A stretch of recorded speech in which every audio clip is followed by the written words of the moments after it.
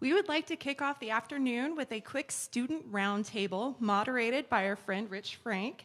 Students will be given a few moments to introduce themselves and their research. Rich will then pepper them with a few questions, and at the end, we will open it up for you to ask them questions as well. Please join me in welcoming Richard B. Frank and our students to the stage. So like was indicated, we'll be doing a little roundtable here with the students who produced these wonderful posters, which I hope you've all had a chance to take a look at.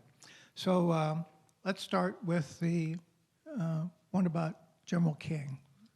Okay. Yeah, sure. So do I just introduce myself first? Yeah, okay. Yeah, sure. My name is Margaret Shedler. I'm originally from Birmingham, Alabama. Roll Tide. And I go to school at Bryn Mawr College. It's in the suburbs outside of Philadelphia, also known as a cult. So, yeah. And my poster presentation is about Major General Edward P. King. He is the man that surrendered 70,000 men on the Bataan Peninsula, which then led to the death of 7,000 American men on the Bataan Death March. The total number of deaths caused by the surrender is unknown, but the total number that died on the death march is 7,000. But I can go more into detail when you want to. Okay. And let's start off again with you and Sure. outline your presentation. Sure. So my name is Katerina Chakarian. I'm a postmaster's student with the National Security Research Center at Los Alamos. I got my undergraduate degree in history at Texas A&M and my master's degree at Northeastern University. A&M offered more money than UT. I don't know. So. We want to repeat that a little louder. So my poster is the Asian non-combatant fatalities under the Japanese, and that really sparked from my mentor is Alan Carr, who y'all heard the spy talk from, and he'd sent me a few research questions that he wanted me to look into related to casualties and the extent of the Japanese empire towards the ends of World War II. So that really led to that research focus, which is trying to bring more attention not only to the Asian Pacific War narrative, but also specifically to the experience of Asian civilians under the Greater East Asia Co-Prosperity Sphere. What did it look like for the people that were supposed to be benefiting under Asian leadership and this Asian unity, and how can that inform the decisions that we know were made towards the end of the war, specifically like dropping the atomic bombs? Well, thank you very much. Margaret, you and I were chatting or whatever here, and one of the things that struck me, and I did not really fully comprehend the role of General King until I was working on the Tower of Skulls. And I was deeply, deeply impressed when I realized that what General King displayed was not the sort of physical courage on the battlefield, which you commonly think of in terms of a general officer, but his moral courage, which was absolutely astonishing in many respects. And for those of you who don't know the story, basically they'd reached the end of the rope after months and months of starvation was really the key factor in terms of the surrender on Bataan. And he was under orders to keep fighting. And basically he made the moral decision that his men had done everything they possibly could reasonably expected to do, and that to continue on would consign vast numbers of them to death for no effective reason. No benefit would be gained by that. And he took it upon himself personally to have the responsibility for doing that. I'm fascinated by, again, Margaret, how did you really stumble onto that story or get into that story? Well, so I was actually an intern here this past summer with the education department with Keena and Lauren, who are doing this. And when we went through the museum for the first time, like I said, I'm from Alabama, so I'd never been to Texas before. I'd never seen the museum, so when I went into the museum for the first time... Did they ask for a passport when you came in? Well, I think I don't have an accent. Right. I can kind of bring it out a little bit if I need to, but... Yeah. So I think everyone was like, where is she from? Right. I saw a portrait of Major General King in the museum. I believe that the nameplate underneath the portrait says Colonel Edward P. King, because this portrait was done just after World War I when he was still a colonel. But what struck me was that there was no information about what he did, why he was included really in the exhibit, or really what happened to him after the war, if he survived. And after doing research, I realized that that was because we don't know, really. I mean, research has been done by many different historians, including you, but we don't have a concise, full record of his life. So the reason why we didn't have a lot of information in the museum was because we just don't know, really. And historians are supposed to know before they say something. So that's the preferable way to go. Yes. So that's how I first stumbled upon his portrait, and it was the best way I can explain it for all the people who love the dramatics like I do is that I felt almost like I had a tie to him or some kind of connection, like I'm supposed to look into this. And I did, and it has been the most interesting project of my life so far. And to be fair, I'm only 19 years old, so but it has definitely been a pleasure. So yeah. Yeah. Well, I can assure you that as you go along and if you keep in history, you will eventually realize you do projects because that little voice inside says, this is the one that you should work on, not A, B, Z, or D, or whatever here. This is the one. And because you have to have that because it's a long road to the end, or whatever here. So you need to stoke up with a little morale at the start. Well, Katerina, we've talked, we had a very nice talk, or whatever here. You know, I've always believed that one of the easiest way to tell a really good historian is if they agree with you. So tell us, how exactly did you get into, can you tell a little bit more about how you started, and then how you conceived of how you were going to tell or convey the information that you were looking at? Sure. So right now in my position, the little voice telling me what projects to do is Alan.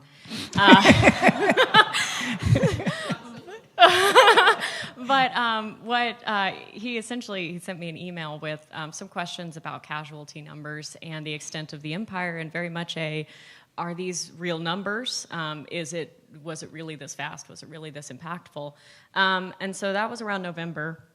And so from there, I really started looking into the extent of Japanese war crimes, and the massacres, the forced labor. And what I was really drawn to was looking at the Asian experience, because there is a lot of literature in Western World War II historiography about POWs, about some of the victims of other kinds of violence, such as comfort women. And there tends to be a lot of a European perspective, and that comes from a number of things. It comes from a preference for the European theater, ancestry, cultural, all sorts of things.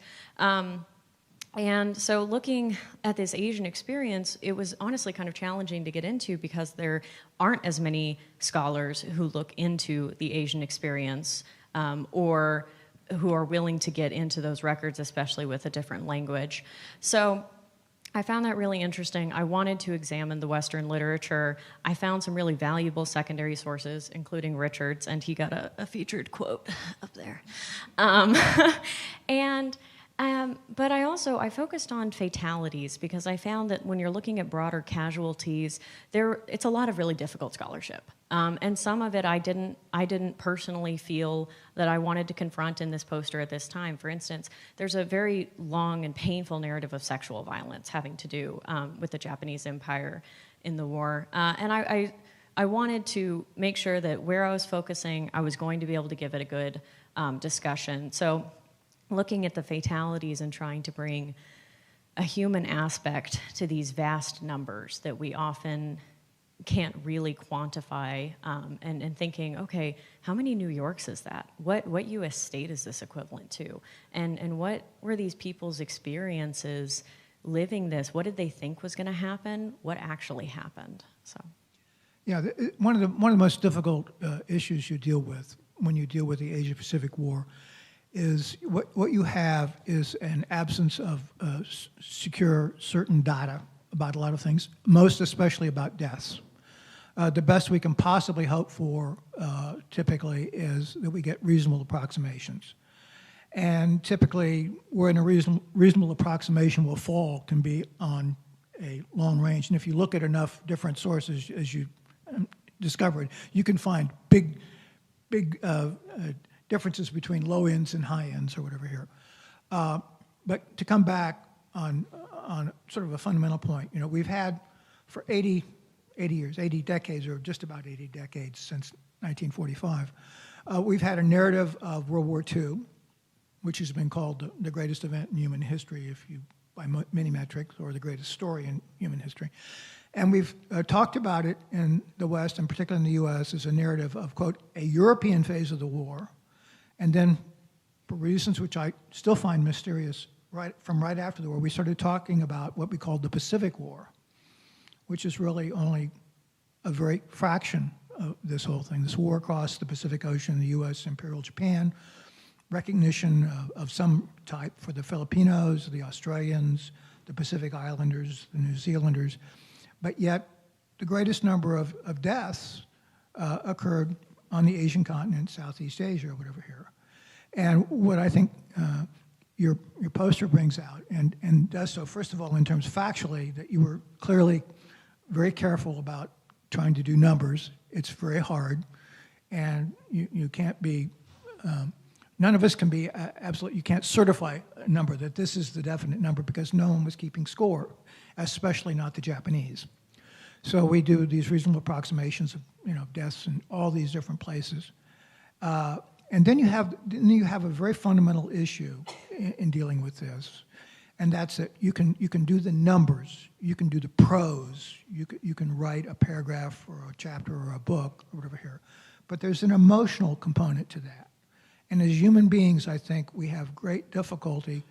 We can comprehend a single death or a few deaths, but to talk about 1 million deaths, how do you relate as a human being to numbers on that order of magnitude? It's extraordinarily difficult to do.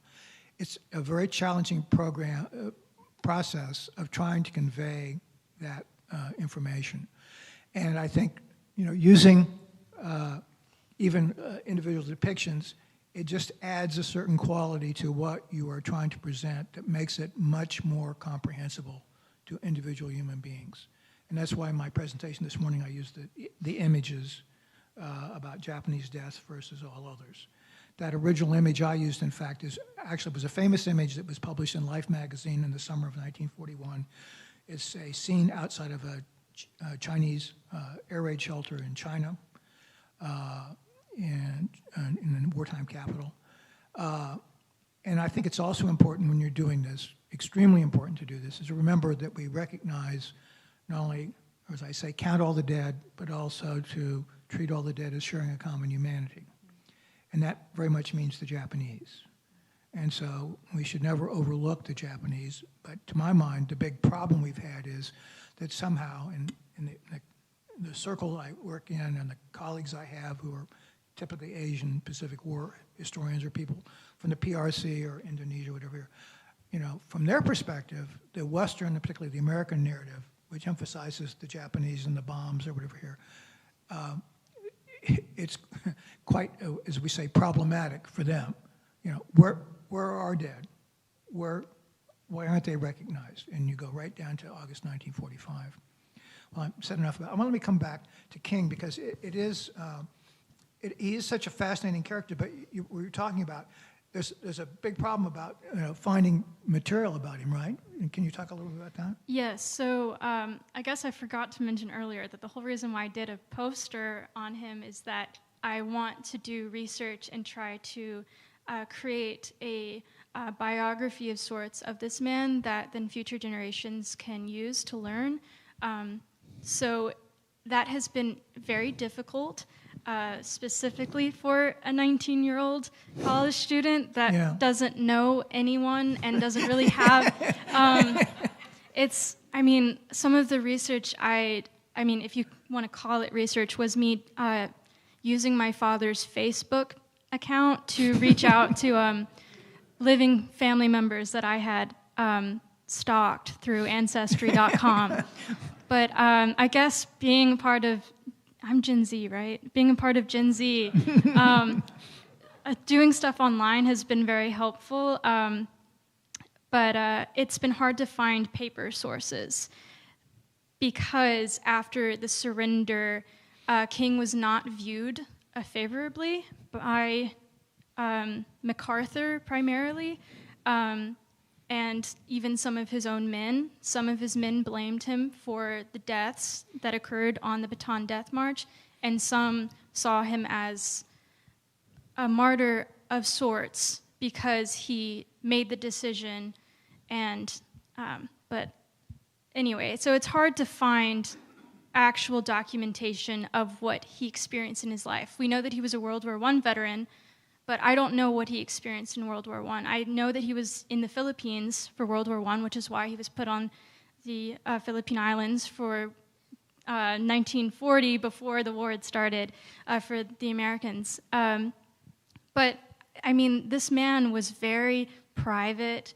I don't know if you can tell from the picture, but he's very stoic, and I don't know if stoic is the right word, but especially his yearbook picture, I don't know what vibes it gives you guys, but it definitely comes across as very, like, tough guy, right. You know, but he's not really that tough. I mean, I've been able to get ideas of who he was on a personal level from his family members, who have told me that he loved mint juleps. He was Southern, like me, and you guys, because you guys are from Texas. Sorry, I'm so used to being in Philadelphia where no one is a Southerner.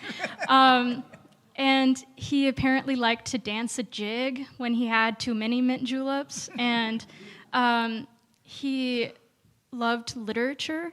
Some of his family members were Confederate generals, and so growing up in Atlanta, Georgia, with that history, that really influenced who he was as a person and as a military leader. But on the basis of research, it has really been through secondary sources or diaries of his aides or other people that were on the Bataan Peninsula. I consulted legal documents when some of the survivors of the Bataan Death March tried to petition the United States government to sue Japan for the money they believed they should have rightly received from their labor that they did while in POW camps. But what was always interesting is that King was never mentioned. These men that experienced the Bataan Death March never explicitly mentioned King. They just said the surrender. So because of that, King has over time completely disappeared from our collective memory and understanding, which has made my research so much harder. But I mean, I keep bringing this up. I'm only a sophomore in college, so and this hopefully will be my senior thesis. So I have 3 years to continue this, but it'll take a lot of time and patience, and thankfully I'm a patient person. So very good. You know, one of the things to broaden this out, one of the things about, if you study World War II, Asia Pacific, there is an infinite number of directions you can go. It touches topics ranging from what I sometimes refer to facetiously as the bang bang, all the way through all kinds of social, moral issues or whatever here. And certainly as having been a soldier myself, I can tell you that, at least in my experience, physical courage on the battlefield is to be found relatively plentiful. Genuine moral courage, when you know you have choices about what to do, and one is sort of the very hard path that's not likely to win you any accolades or whatever here, that is a very rare human quality in any dimension, in any profession. And that's what General King displayed in April 1942.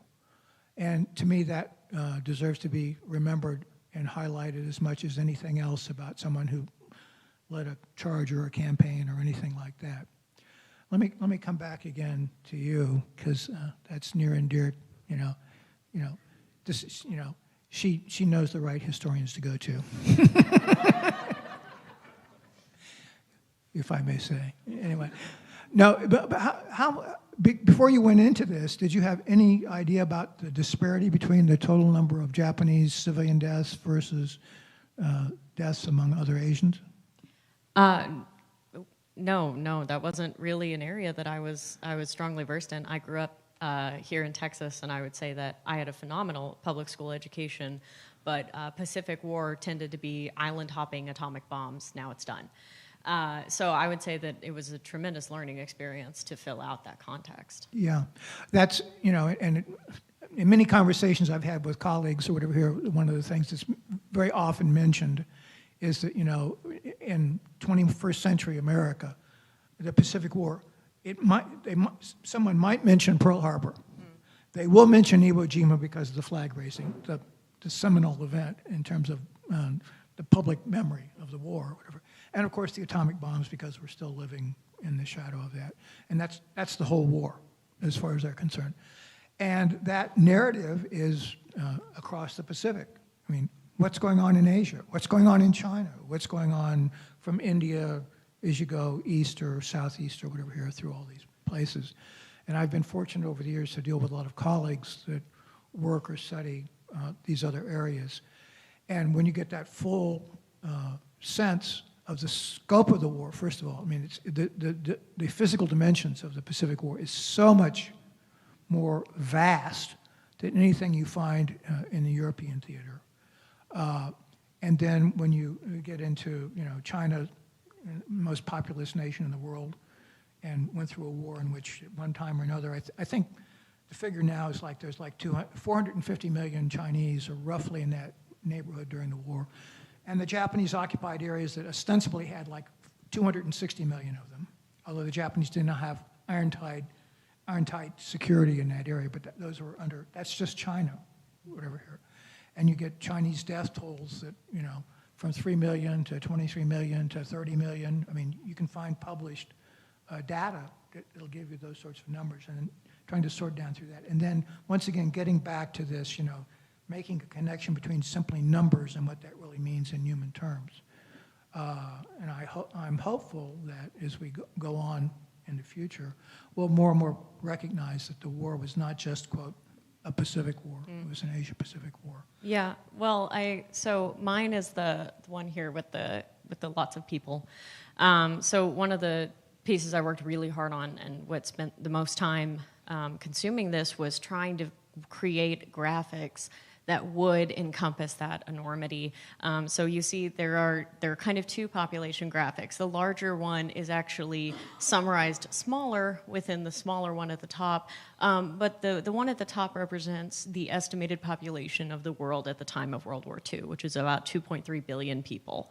And the lower one represents the number of people who were occupied or invaded by the Japanese Empire. And so in total, that's about a third of the world at that point was dealing with that experience.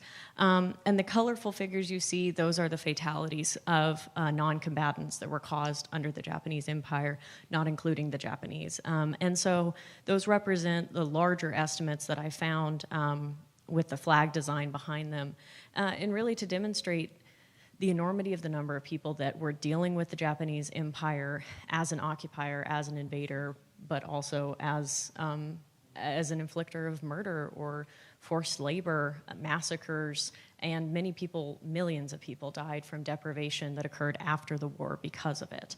And you'd mentioned the Japanese experience as well. I have a portion that talks about Okinawa and Saipan and how the worldview that the Japanese were holding at that time, pulled from Shinto religion, pulled from the Bushido code, led to this feeling of pursuing purity, of sacrifice for the emperor. And I'm not saying that all Japanese people held these beliefs unquestioningly exactly the same way, but it did mean that it eventually funneled into soldier tactics like suicide tactics, and it also led to suicides by civilians, especially in those two instances where those were large populations of Japanese citizens, where they were either encouraged to commit suicide before the Americans reached them because they were told that terrible things would happen to them, or they were ordered in cases by the military that they would commit suicide instead of surrender and be killed if they didn't do so.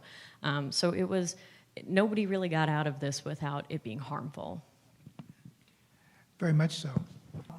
This whole issue, again, I think when you deal, as I've had to do with these historians and other parties from other parts of Asia or whatever here, again, you know, when you listen to them and their perspective, you really feel that we've really done a great disservice in creating narratives that basically leave those people out. And that's what, you know, this is such an important step towards that direction. And again, coming back to General King, now you mentioned, I think you mentioned he had no direct children. No, he that also has made the research very difficult. He had no direct children. He married twice, but he had no children of his own. His two siblings also did not have children, if I am remembering that correctly. I know that his sister did not have children. So you have completely cut off the line of descendants that could then remember and tell me stories and create oral histories. So, but thankfully I've been able to find living ancestors that are distantly related but had mothers, fathers, uncles, and aunts that grew up with General King or heard his stories. And so thankfully they have been fortunate enough, or kind enough, to share those stories with me, the 19-year-old college student. Yeah. So that has been very wonderful to my research. Yeah. Well, that's, you know, when historians look at one another or whatever, one of the things we look at often is how hard a path did that historian follow? How deep did they have to go? How diverse did they have to go in looking for source material and then evaluating that material and showing it? And you may be 19, but your instincts and steps are in the right direction, I can tell you that. And it's a story, I think, that well needs to be told and remembered, whatever here. And the larger issue, you know, I think you're going to find that whether you set out to do this or not, you're going to find that you have a much wider international audience down the pike or whatever here based on what you've done, because it does recognize that there was this absolutely enormous enormous scope of the war that is in the Asia-Pacific theater, as we call it. Not that General Hagee, I'm suggesting we change the name of its institution, but I just think the scope of what we talk about should follow along in that path. Okay. Thank you very much. Thank you.